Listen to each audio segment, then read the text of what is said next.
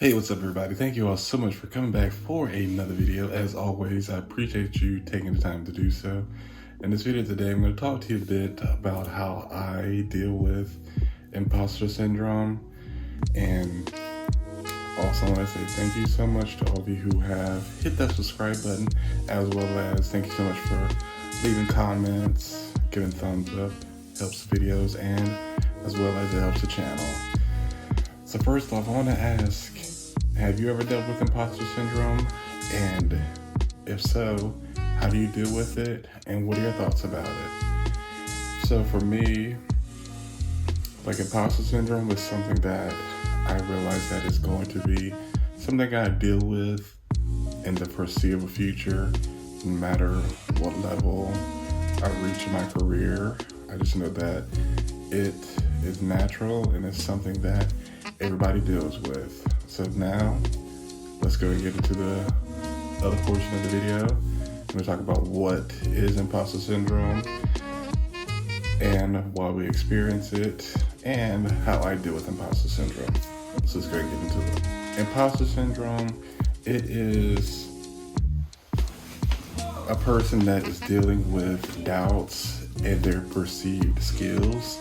Like for me, I still have doubts. I'm not even going to pretend like I don't, about my design work and I'm getting messages. Okay, I'm good. So I still deal with perceived doubt. Hold on. Okay, back to what I was saying. And it's just something that we're naturally going to experience. You feel as if you're not good enough. You could play a sport for hundreds of hours and still feel as if, there's just one thing that I could get better at, or that I could do better, or maybe that I could have trained better at. And the reason why we experience it is that it's just human nature. It's something normal. We are emotional creatures. No matter how emotional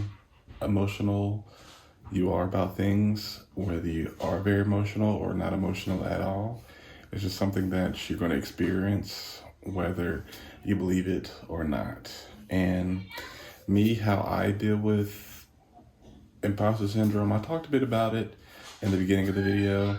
I just realized that imposter syndrome is something that is really all mental, and you really have to know how to not let it destroy you, and not let it destroy you to the point of where you're not motivated to, say for example, me, if I wasn't motivated to do videos, if I wasn't motivated to have products for sale, post on Instagram, edit videos, interact with my supporters, with you all, if I wasn't motivated to motivated to reply to comments.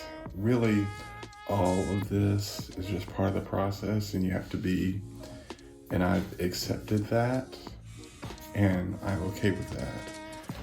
So as long as I know that I'm keeping everything within myself 100% genuine and not pretending to be someone that I'm not, because eventually you may have seen people that create the social media personality and things happen in the real world and they end up disappearing. So, that is just from my point of view.